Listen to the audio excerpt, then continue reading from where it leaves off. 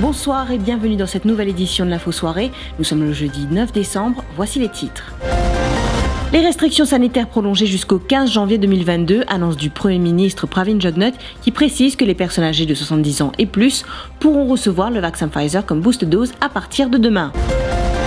Compensation salariale, 500 roupies pour ceux dont les salaires vont jusqu'à 13 000 roupies et 400 pour ceux avec un salaire plus élevé. Pas assez pour les syndicalistes, alors que le patronat affirme que cette mesure est réalisable.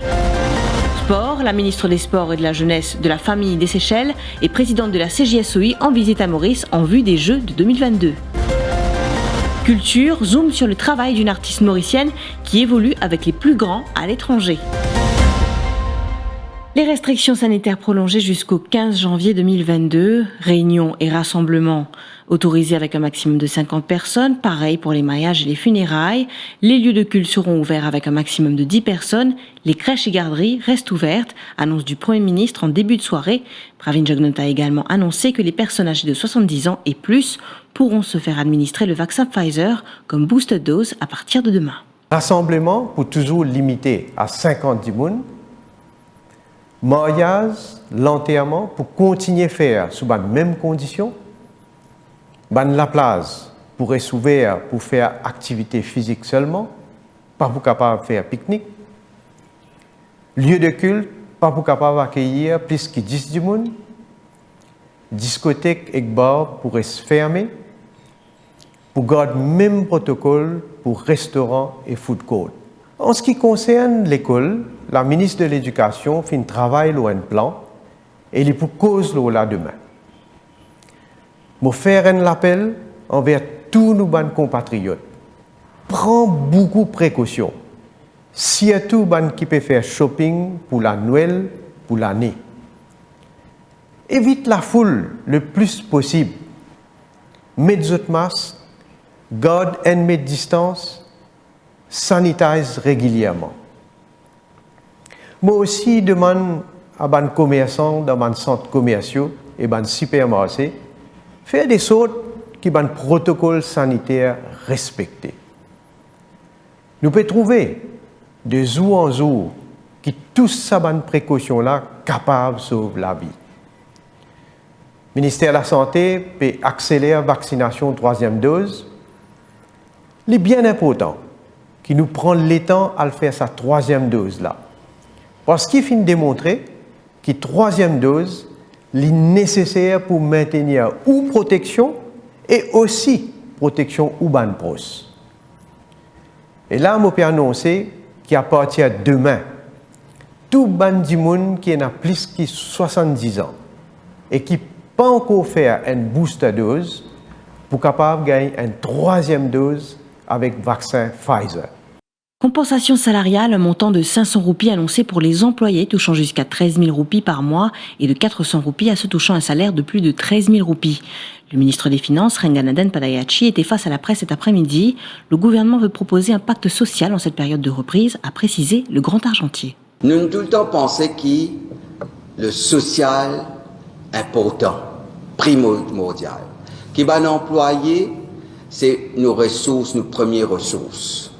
C'est pour ça que nous, aujourd'hui, nous avons envie de proposer un pacte social. Un pacte social dans un moment de reprise économique, là, que nous reprenons l'envol tout doucement pendant que nous pouvons vivre dans la guerre permanente, la guerre contre ce virus COVID-19. Donc aujourd'hui, nous avons le plaisir d'annoncer une décision que nous prenons concernant la compensation salariale, mais aussi les autres mesures pour accompagner sa mesure concernant la compensation salariale. Premièrement, donc concernant la compensation salariale, nous avons décidé pour donner une compensation salariale à partir de janvier 2022 de 500 roupies pour un employé qui gagne jusqu'à 13 000 roupies et de 400 roupies pour un employé qui peut gagner au-delà de 13 000 roupies. Deuxièmement, deuxième annonce très très importante par rapport au pouvoir d'achat, nous connaissons qu'il y a une fluctuation concernant le prix. Le gouvernement l'année dernière, avec un subside énormément de produits Et nous pouvons continuer avec ce ban subside-là.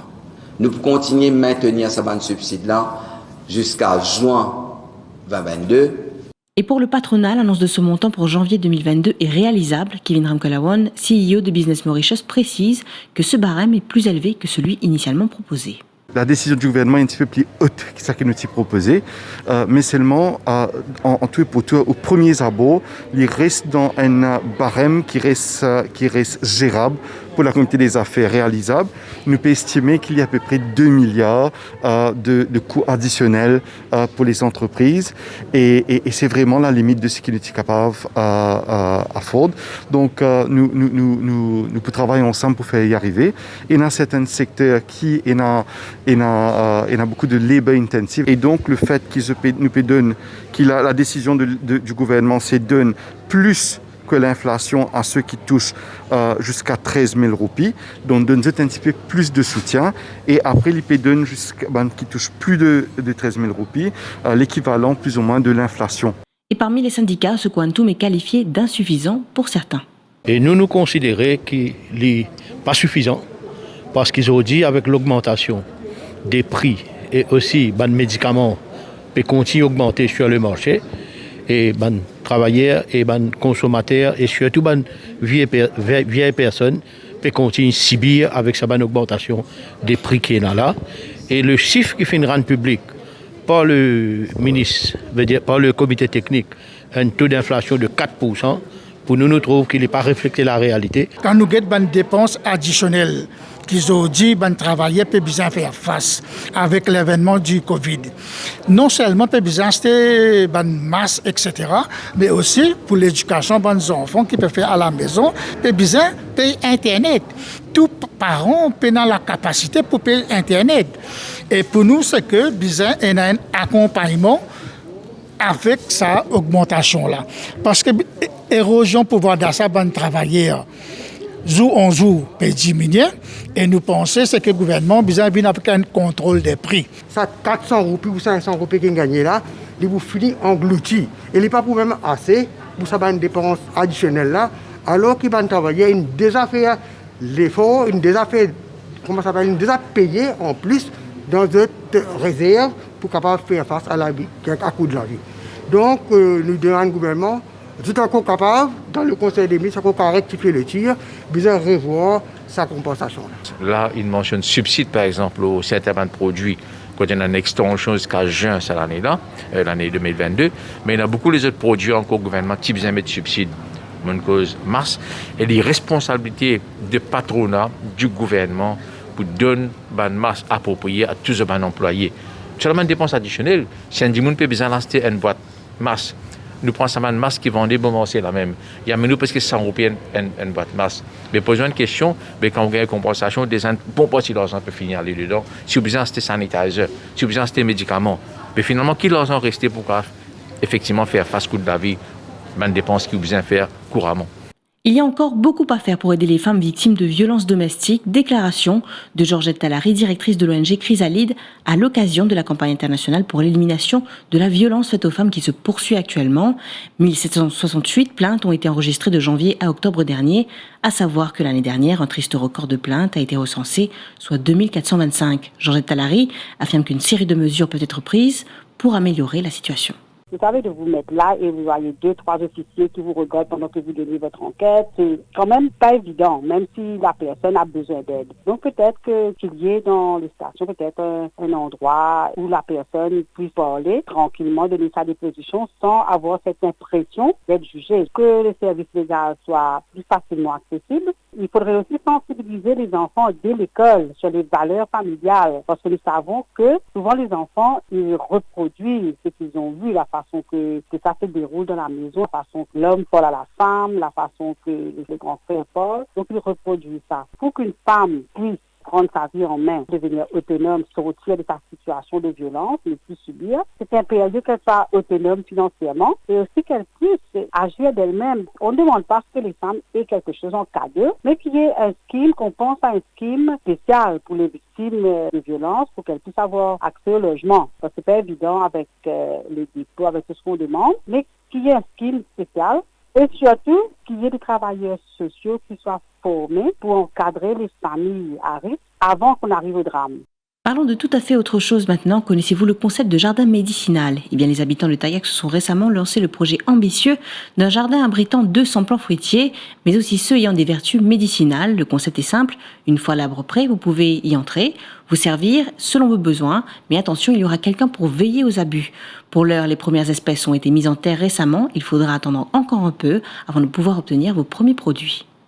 L'équipe Awareness de Taillac, ensemble avec le Village Council, il y a beaucoup de green space dans Taillac. Donc, on décide pour faire convertir ce green space là, c'est un jardin que nous plantons des fruits avec des pieds médicinaux pour aider les habitants. Vu que nous sommes affectés par Covid, nous plantons 50 pieds mandarines, 50 limons, 50 citrons, 50 pamplemousses, 50 oranges. Ces fruits-là, c'est des boosts de l'immune système. Il y a plein de vitamine C là-dedans. Et monsieur, ça peut aider les habitants. C'est-à-dire tout les pièces qui servent, comme KVD servi, vétiver, kismikwik, les hindous servi, belpad, madar, tulsi. Nous faisons un genre de code. Tout les plants qui nous servent au côté spirituel et tout là-dedans. C'est-à-dire pour un open garden, n'importe qui dit vous pour avoir une feuille, pour avoir un fruit, il est ouvert à tout public, vous venez, vous prendre gratuitement, vous allez. Vous avez un contrôle, mais il pour open pour tout les habitants de Taillac. À travers l'île, nous ramassons tout les pieds traditionnels là, nous mettons là-dedans. Nous nous retrouvons après ces courtes pages de pub.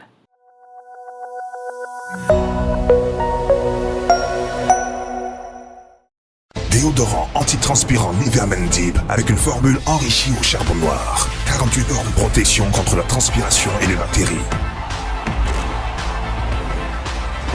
Pour une profonde sensation de propreté qui dure. Nouveau déodorant antitranspirant Nivea Men Deep. Nivea Men, ça commence avec vous.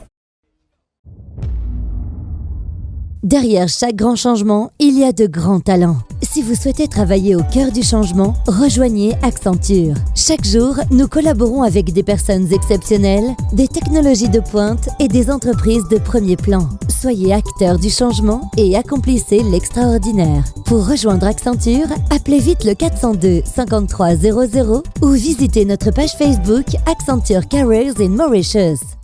Les principaux sponsors de la Ligue des Champions reviennent en force. À partir du 20 novembre, une promo exceptionnelle pour vous les fans. À l'achat d'un sachet de Lay's 45 grammes, recevez une bouteille de 330 ml de Pepsi Black en cadeau. Offre valable dans la limite des stocks disponibles. Toutes nos offres et activités Ligue des Champions sur notre page Facebook Pepsi Mauritius. La Ligue des Champions avec Lay's et Pepsi, the perfect match.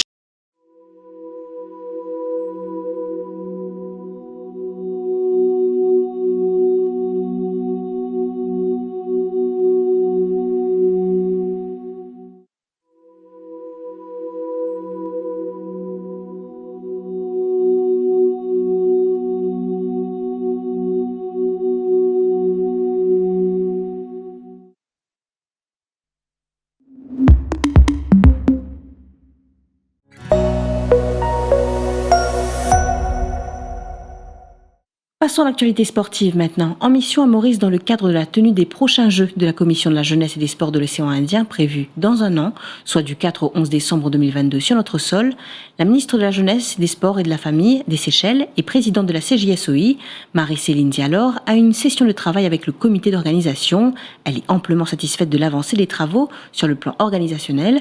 Marie-Céline Dialor a également eu une rencontre avec le ministre Stéphane Toussaint au cours de laquelle plusieurs sujets touchants, notamment l'économie bleue, les accords bilatéraux entre les deux pays, la jeunesse, la pandémie de la Covid-19 ont été évoqués. C'était, je crois, mieux que j'ai anticipé parce qu'on a parlé surtout sur les sujets bilatéraux en première lieu entre Maurice et les Seychelles, des points communs qu'on a eu comme l'économie bleue et comment on fait cette collaboration entre les jeunes séchelloises et mauriciennes, mais aussi comment pour augmenter le standard au niveau de l'océan Indien à propos des sujets qui, justement, il faut apporter à des jeunes, mais surtout comment pour faire en sorte que les jeunes de l'océan Indien aient une voix un peu plus gros, une visibilité un peu plus grand, pas juste dans la région, mais commençons par la région, mais aussi qu'on puisse rapporter des messages forts pour le reste du monde. Et on a aussi accepté d'avoir maintenant, avec qu'on gère plus bien ce pandémique, des rencontres un peu plus fréquentes pour 2022. Culture maintenant. Elle a assuré les premières parties des concerts de grands artistes en France. Lisa Ducasse était en 2019 déjà une révélation sur la scène musicale. Cette jeune Mauricienne s'est fait un nom parmi les plus grands et se produira sur scène le 23 décembre prochain. Palomino, c'est le nom de sa nouvelle création originale qui vous sera présentée au Color Art Center de Port-Louis. Bonjour, c'est Lisa Ducasse et je suis ravie de vous inviter à mon concert le 23 décembre prochain au Color Art Center. C'est un concert spectacle en fait qui s'appelle Palomino, qui est le nom de mon futur EP. Et le titre sera expliqué évidemment dans le concert. Ce sera un concert qui mélangera chanson et poésie, texte, dit, qui sont donc voilà les deux influences les plus importantes et les médiums les plus importants avec lesquels je travaille et à travers lesquels je crée. Et j'ai vraiment très très hâte de vous y voir et de vous y rencontrer. Ça fait 2 ans et demi que j'ai pas pu venir ici à Maurice, chez moi. Et donc j'ai vraiment hâte de pouvoir présenter ce spectacle qui est un peu le résultat de ces 2 ans et demi de travail de mon côté en France avec l'évolution musicale qui m'a portée et qui a fait naître donc ce projet Palomino. J'ai un peu le cœur à la rade, j'attends l'horizon. Quand le temps bat, lâche de ses rythmes, des raisons. Quand le temps bat, le chemin de mon cœur applaudit. Mais quand le temps se fait maussade, mon cœur chavire aussi. À savoir qu'elle prépare actuellement un autre projet épaulé par Guillaume Poncelet, Gaël Faye et Ben Mazué aux arrangements prévus pour 2022. Littérature, redevenir Île-de-France, un récit politique, tel est le titre du dernier ouvrage de Lindsay Rivière. Le lancement de ce livre a eu lieu hier au NSI Park à Eben. L'auteur et journaliste nous dépeint un monde politique en pleine effervescence et où l'auteur décrit de grands bouleversements politiques des prochaines décennies. Lindsay Rivière souhaite que son ouvrage permettra aux Mauriciens de mieux comprendre toute la période politique d'avant le Parti travailliste. Ce livre est le récit politique d'une période de l'histoire de l'île Maurice qui est la toute première partie du XXe siècle et qui parle donc de la campagne électorale de 1921 et surtout qui couvre une demande assez inattendue d'un retour à la France, au régime colonial français, après plus d'1 siècle de colonisation britannique. Vous savez, c'est un livre qui doit être lu avec un esprit bien ouvert. Moi, je crois que les Mauriciens, les jeunes surtout, doivent assumer leur histoire, doivent sans complexe et sereinement, intelligemment, lire l'histoire du pays, sans amertume, sans désir de vengeance. Mais il est important que les jeunes sachent d'où on vient, tous les combats qu'il y a eu pour le suffrage universel et l'histoire de chaque communauté. À savoir que ce livre est vendu à 500 roupies l'exemplaire, on peut se le procurer dans les librairies à travers l'île. Et autre lancement littéraire, celui de l'ouvrage de Roland Tsankwaikyu, baptisé Les Sinos mauriciens entre l'exil et l'île Maurice. Il s'agit d'un premier recueil de l'auteur et ancien journaliste qui parle de la perte des traditions orales chinoises. Le lancement du livre s'est tenu en présence du vice-président de la République, Eddie Boissaison. Le livre sera en vente à 490 roupies l'exemplaire. Peut-être le livre pas tout sorti sans le bon côté de Covid. L'état mon vie de Maurice, mon bloqué Maurice pendant presque 2 ans. Là, mon mettre le boucher double, ça aime ton guerre là aussi. Mais il écrit beaucoup, l'eau, ban légumes qui perdent depuis là. Après, il y a une bonne tradition au sein de la communauté, qu'on a fait chinois depuis Paris, qu'on a longtemps. Après, on raconte beaucoup de bonnes poteries. L'Oban Poudré, et le docteur Sensing, premier lauréat, propriétaire Café Shanghai, un grand pâtissier. Ce qui nous amène à la fin de cette édition de l'Info Soirée. Merci de l'avoir suivi. Bonne soirée.